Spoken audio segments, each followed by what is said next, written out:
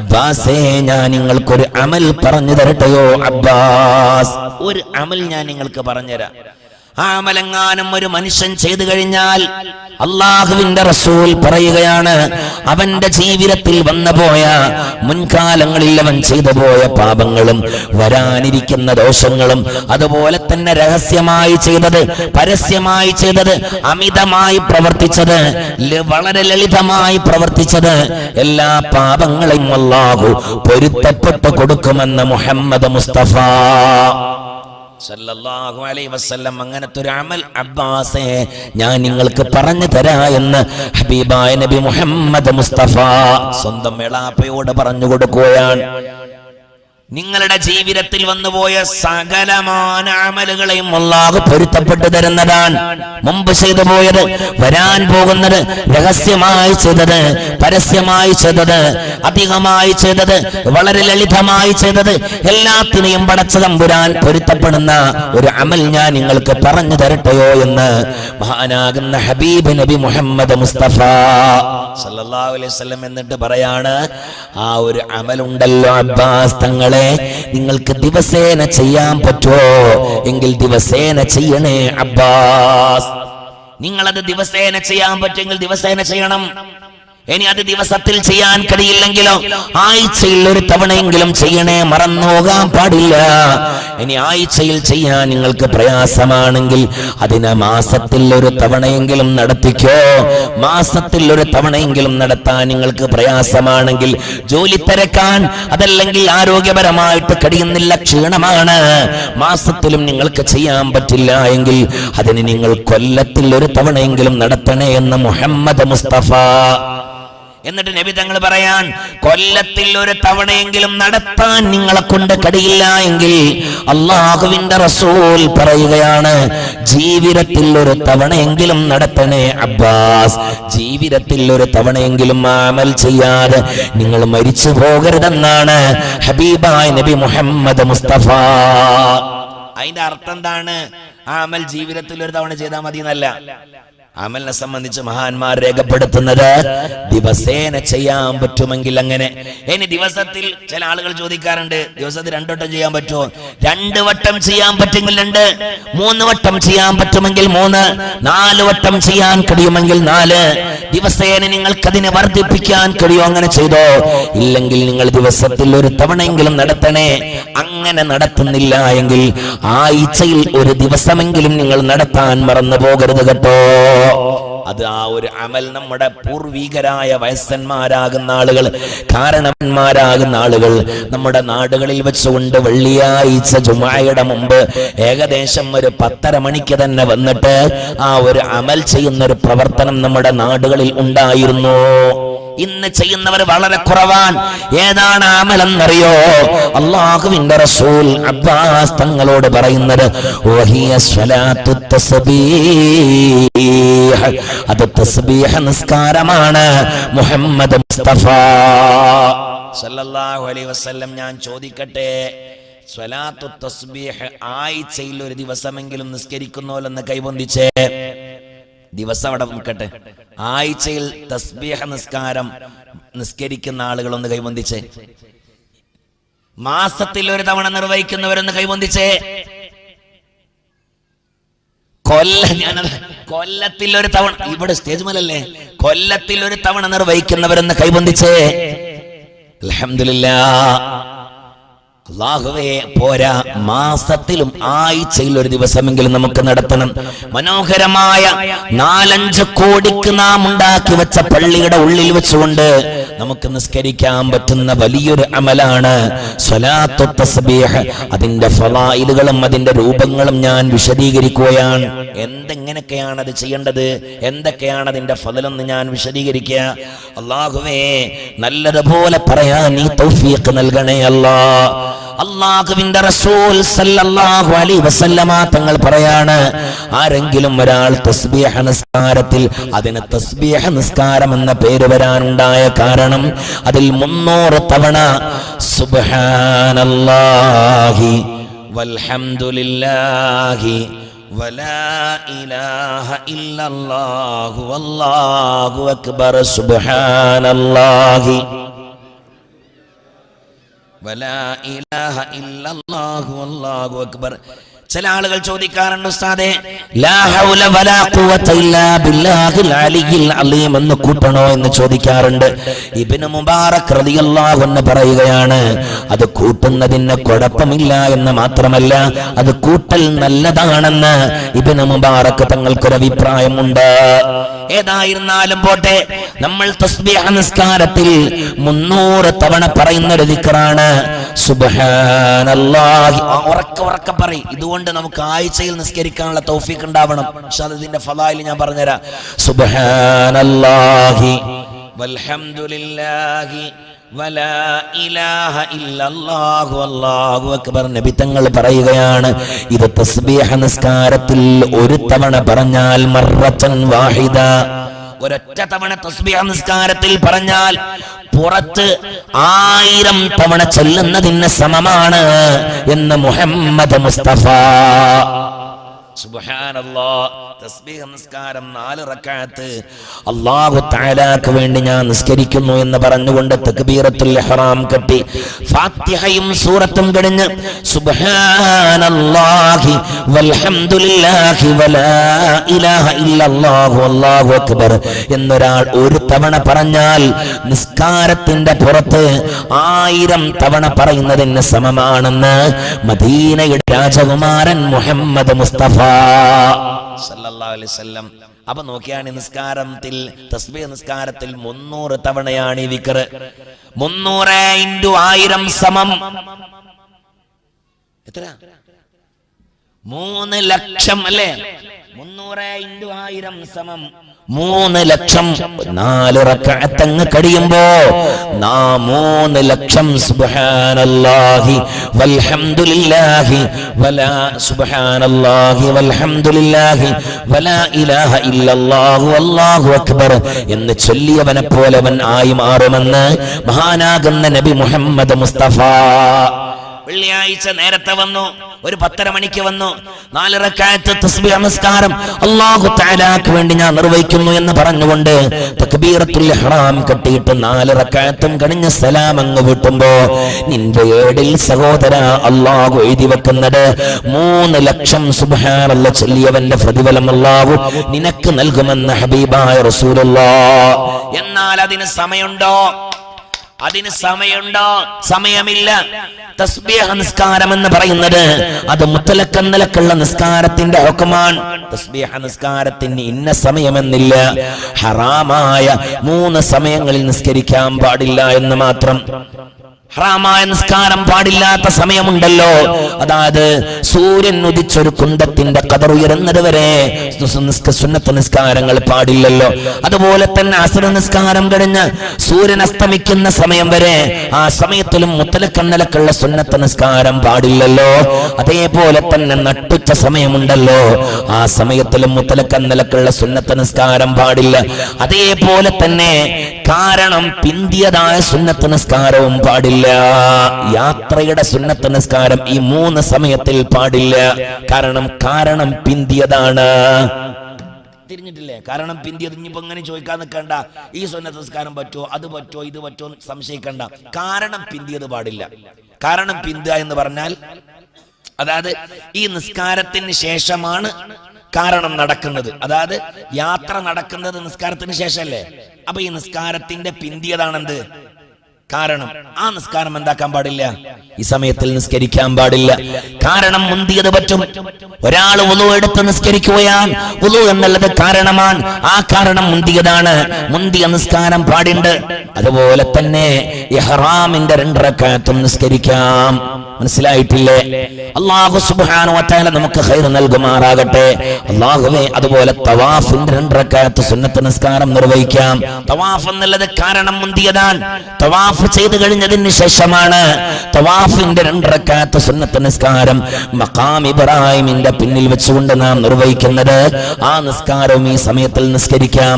അതല്ലാതെ ഈ സമയത്തിൽ നിസ്കരിക്കാൻ പാടില്ല. ഈ സമയത്തിൽ തസ്ബീഹ് നിസ്കാരവും പാടില്ല. ഈ സമയമല്ല ഏത് സമയത്തിലും നിസ്കരിക്കാം. രാത്രിയിലും നിസ്കരിക്കാം, പകലിലും നിസ്കരിക്കാം. രാത്രിയിലും നിസ്കരിക്കാം, പകലിലും നിസ്കരിക്കുക. നിസ്കാരം എന്നാൽ മഹാനാകുന്ന ഇമാം ഗസ്സാലി റഹ്മത്തുള്ളാഹി അലൈഹി തങ്ങൾ പറയുകയാണ്, രാത്രിയിലും നിസ്കരിക്കാ, പകലിലും നിസ്കരിക്കാ വിശുദ്ധമായ തസ്ബീഹ് നിസ്കാരം നമ്മൾ നിർവഹിക്കാറുള്ളത് എപ്പോഴാണ്?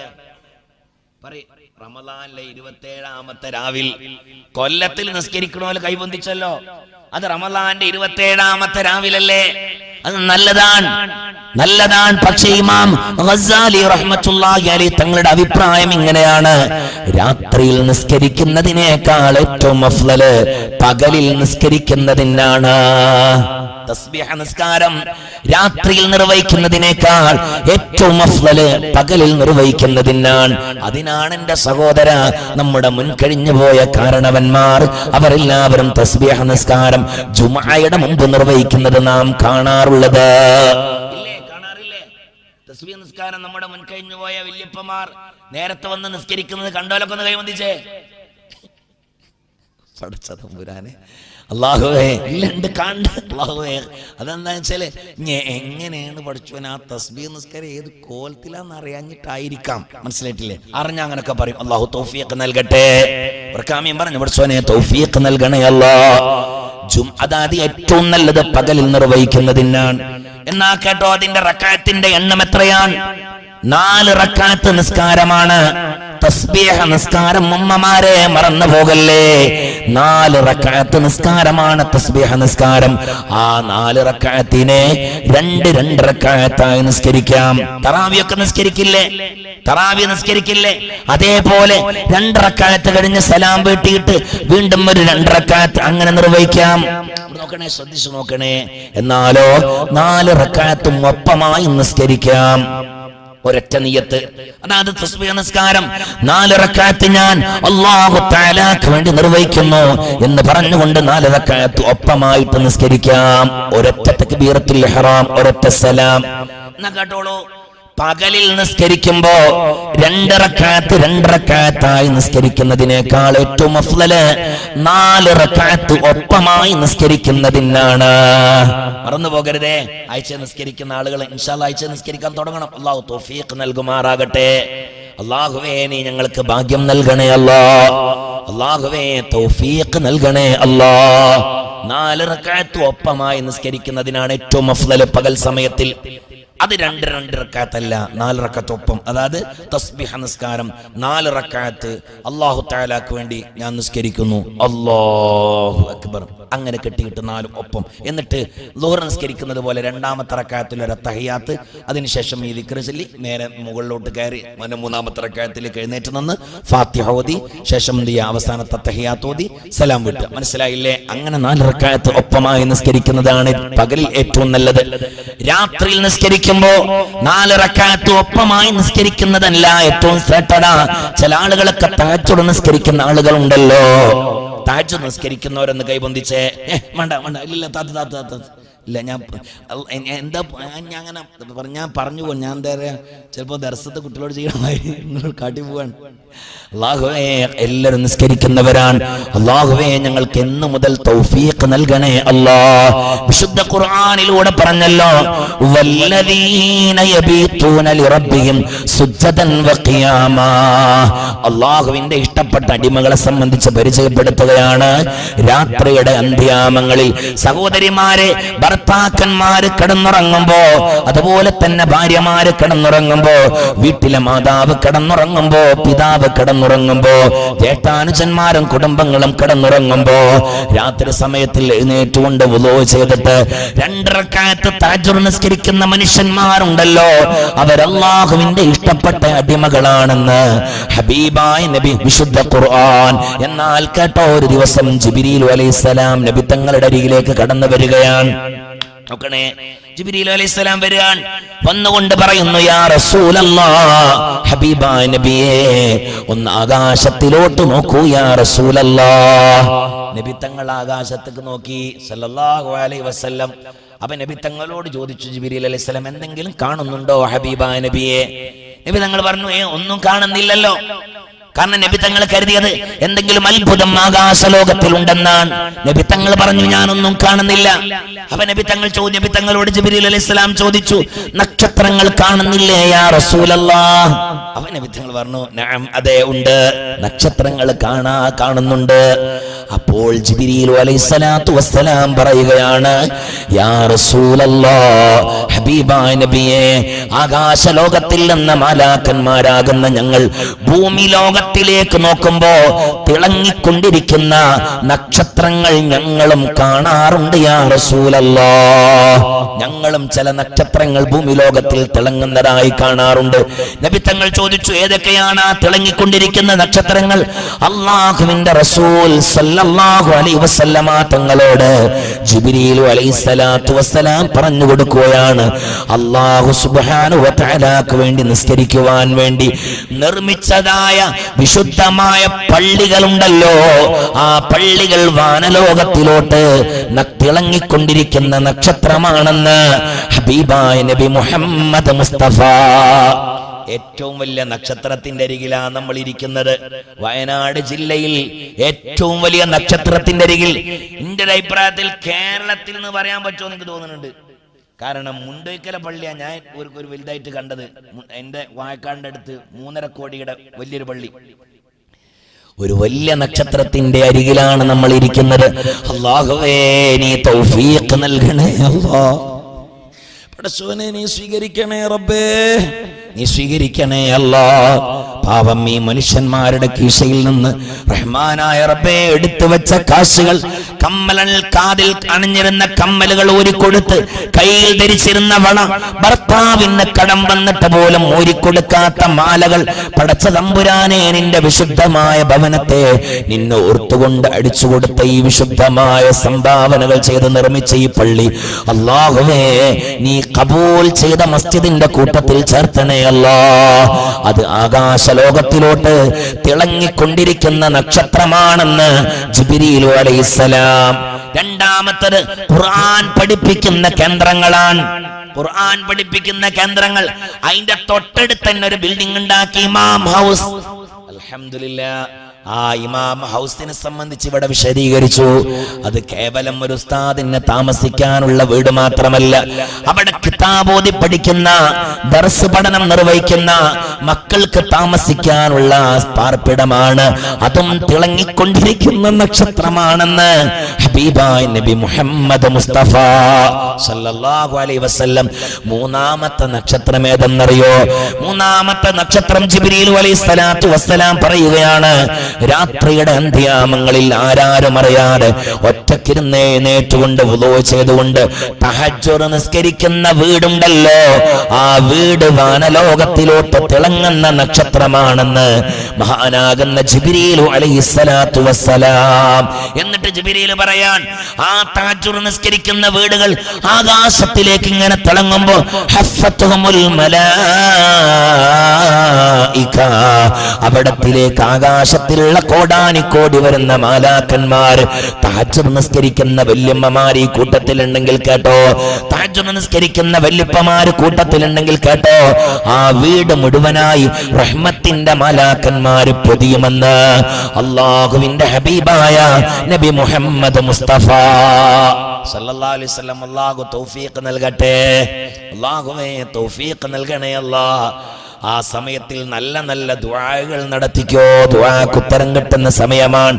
മഹാനാകുന്ന ശുഐബ് റൂമി തങ്ങൾ ഒരു ദുആ പഠിപ്പിച്ചു തരുന്നുണ്ട്. ആ സമയത്തിൽ ദുആ ചെയ്യാൻ നല്ലൊരു ദുആ, സൂപ്പറായിട്ടുള്ള ഒരു ദുആ. നമ്മുടെ ഖൽബിൽ ഈമാൻ വർദ്ധിക്കാൻ, കണ്ണുകളെ കൊണ്ട് ഹറാമുകൾ നോക്കാതിരിക്കാൻ, നാവുകളെ കൊണ്ട് ഹറാമുകൾ സംസാരിക്കാതിരിക്കാൻ, ചെവികളെ കൊണ്ട് ഹറാമുകൾ കേൾക്കാതിരിക്കാൻ ശുഐബ് റൂമി റളിയല്ലാഹു അൻഹു ഒരു വിശുദ്ധമായ ദുആ പറഞ്ഞു തരുന്നുണ്ട്. ഒരുപാട് ദുആകൾ ശുഐബ് റൂമി തങ്ങൾ ഇവിടെ വിശദീകരിക്കുന്നുണ്ട് ഹദീസുകളിലൂടെ. ശുഐബ് റൂമി എന്ന് പറഞ്ഞാൽ ആരാന്നറിയോ?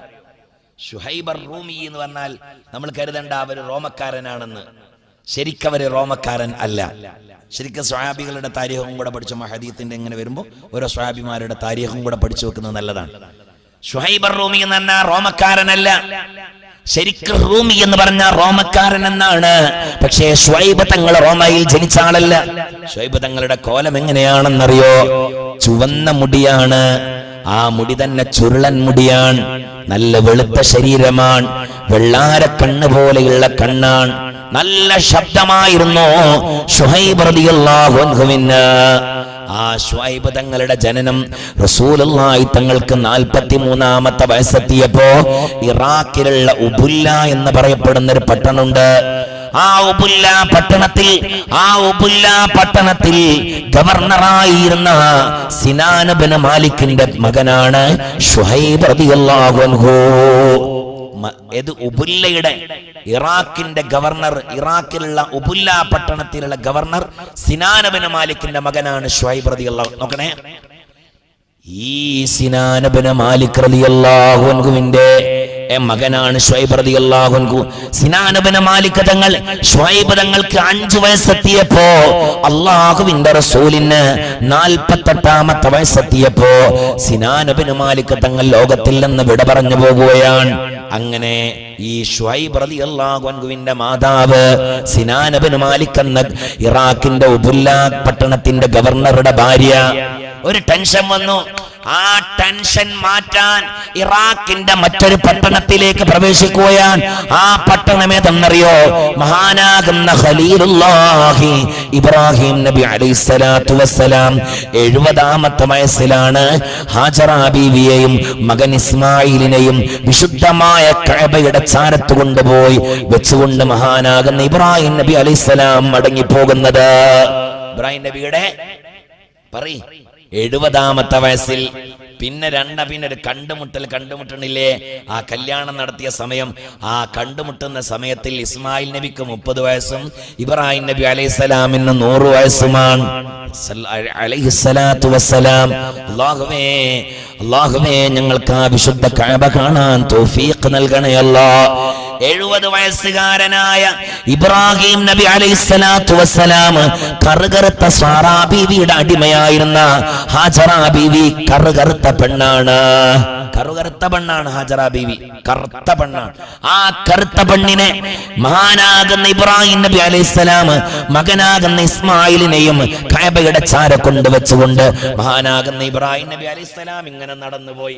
ഹാജറ ബീവി വിളിച്ചു, ഇബ്രാഹിമേ നിക്ക്, ഒരു കാര്യം ചോദിക്കാണ്ട്. ഇബ്രാഹിം നബി തിരിഞ്ഞു നോക്കിയിട്ടേ ഇല്ല. ഇബ്രാഹിം നബി അലൈഹിസ്സലാം അവസാനം തിരിഞ്ഞു നോക്കുന്നത് ഈ ഇറാഖിന്റെ ഈ പട്ടണത്തിൽ വെച്ചുകൊണ്ടാണ്.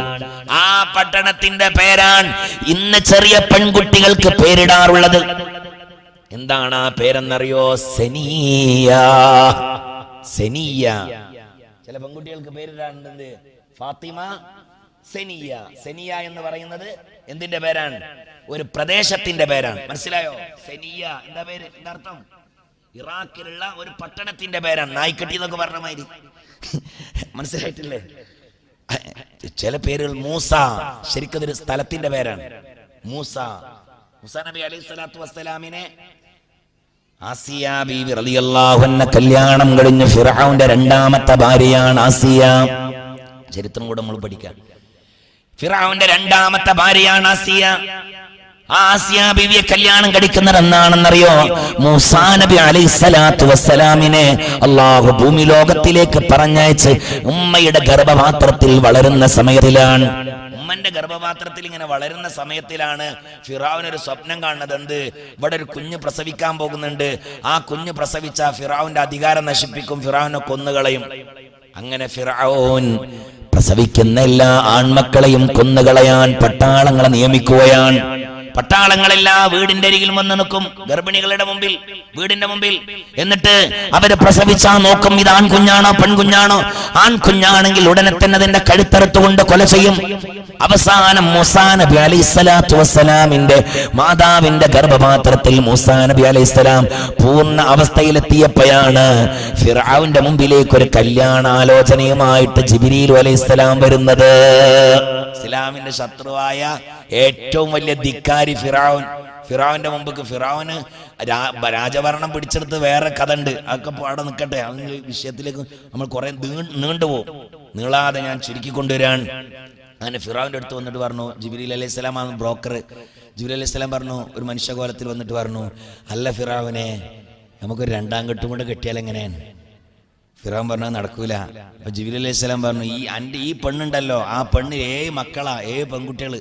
ആ 7 എണ്ണം ഈ പുള്ളിപ്പുലിന്റെ മാതിരിയാണ്, വെള്ളപ്പാണ്ട് രോഗികളായിരുന്നു. അതുകൊണ്ട് അന്റെ ഈ ഭാര്യയിൽ ഒരാൺകുഞ്ഞുണ്ടാകുകയില്ല. നിനക്കൊരു വാരിത്ത് വേണ്ടേ, അനന്തരാവകാശി വേണ്ടേ, ഒരാൺകുഞ്ഞു വേണ്ടേ? എന്നാൽ ഈ പെണ്ണിലൂടെ ഒരാൺകുഞ്ഞുണ്ടാകൂല. അപ്പൊ ഫിറഔൻ ചോദിച്ചു, ഇപ്പൊ എനിക്ക് പെണ്ണ് തരാൻ ആരാളുള്ളത്? ഉണ്ട്, ഈ നാട്ടിൽ നല്ല സൗന്ദര്യവതിയായ ഒരു പെണ്ണുണ്ട്. ആ പെണ്ണാണ് ആസിയ ബീവി റളിയല്ലാഹു അൻഹാ. ആസിയയോടൊന്ന് കല്യാണം ആലോചിച്ചാലോ? ആ ആസിയ ആരാണെന്നറിയോ?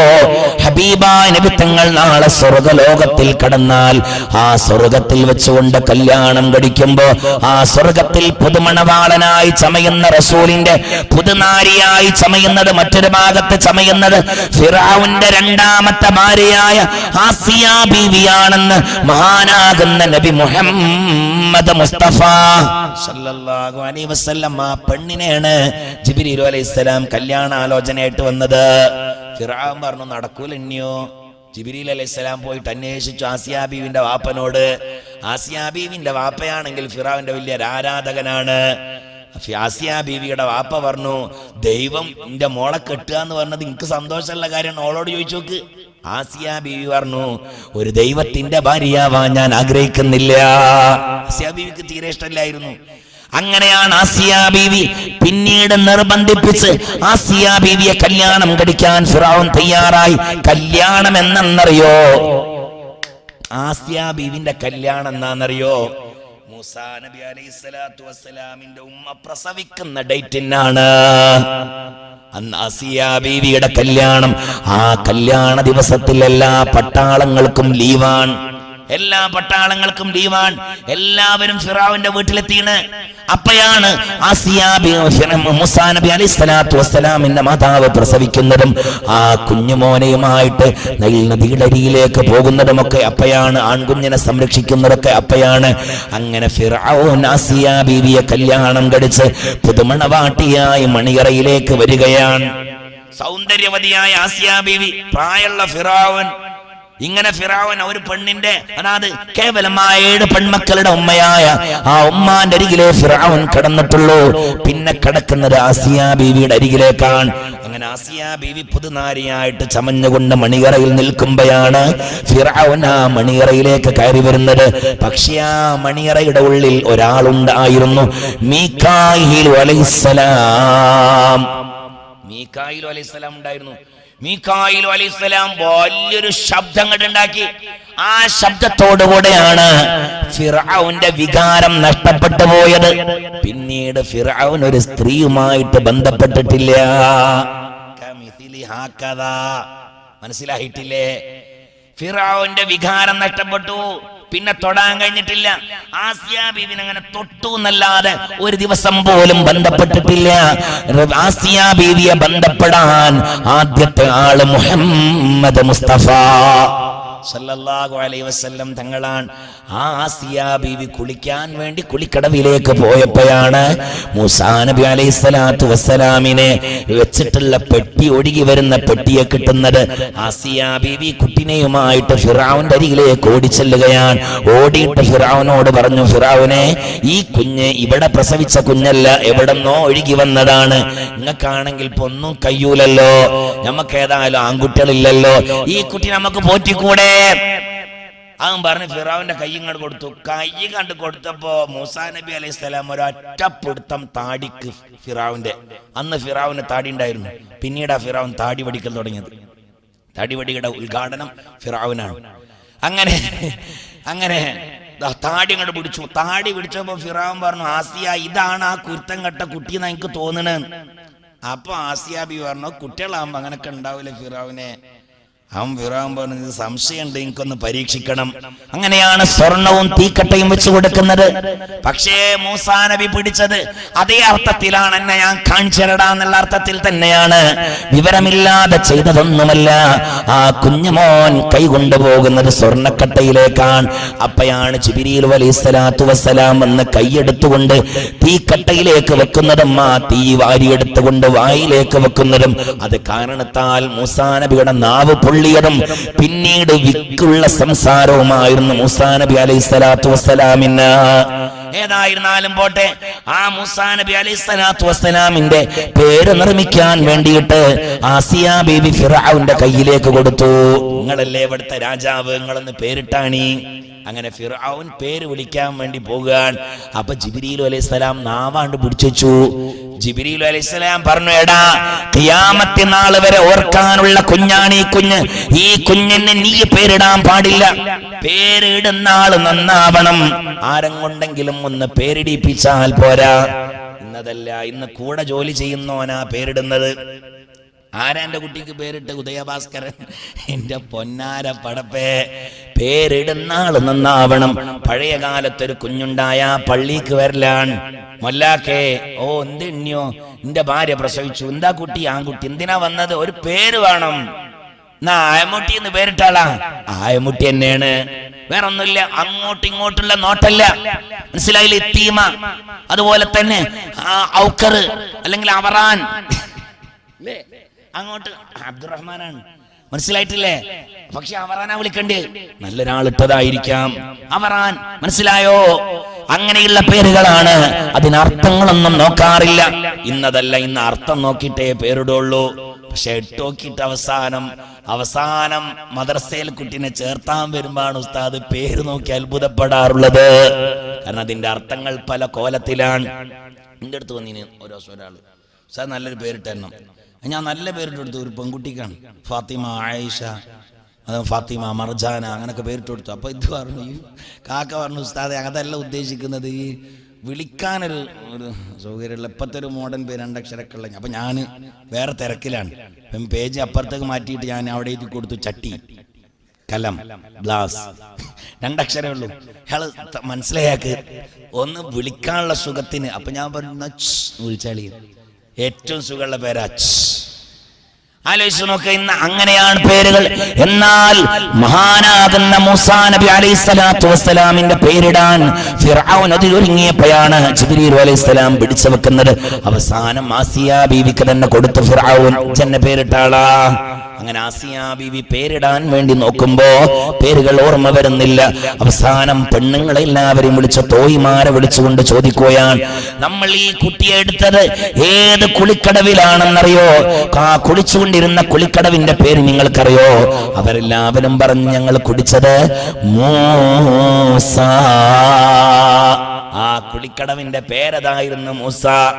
ആസിയ ബീവി പറയാൻ, എനിക്ക് ആ കുളിക്കടവിനെ എന്നും ഓർക്കണം. പേരിട്ടു ആസിയ ബീവി മൂസ. ആലോചിച്ച് നോക്കണം, അല്ലാഹുവേ നീ ഞങ്ങൾക്ക് ഖൈറ് നൽകണേ അല്ലാ. പഠിച്ചവനെ, ഞങ്ങളുടെ മക്കളൊക്കെ നീ നന്നാക്കി തരണേ അല്ലാ. സന്തോഷം നൽകണേ അല്ലാ. അപ്പൊ നമ്മൾ പറഞ്ഞു പോയത് സെനിയയിൽ നിന്നാണ് അല്ലേ? സെനിയയിൽ നിന്നാണ് നമ്മൾ ഇങ്ങോട്ടൊക്കെ പോയത്. ആ സ്ഥലത്തിന്റെ പേരാണ് സെനിയ. ആ സെനിയയിലോട്ട് ശുഹൈബ് റളിയല്ലാഹു അൻഹുവിന്റെ മാതാവും ശുഹൈബ് റളിയല്ലാഹു അൻഹുവിനെയും കൂട്ടിയിട്ട് പട്ടാളത്തോടുകൂടെ കടന്നു പോവുകയാണ്. അങ്ങനെ സെനിയയിലെത്തിയപ്പോഴാണ് റോമയിൽ നിന്നുള്ള പട്ടാളങ്ങൾ സെനിയയിൽ വരുന്നത്. അങ്ങനെ ഈ റോമൻ പട്ടാളങ്ങളും ഇറാഖിലെ ഉബുല്ല പട്ടണത്തിലുള്ള പട്ടാളങ്ങളും തമ്മിൽ വാക്ക് തർക്കങ്ങളുണ്ടായി. അവസാനം യുദ്ധത്തിൽ അത് കലാശിച്ചു. യുദ്ധം ചെയ്തു.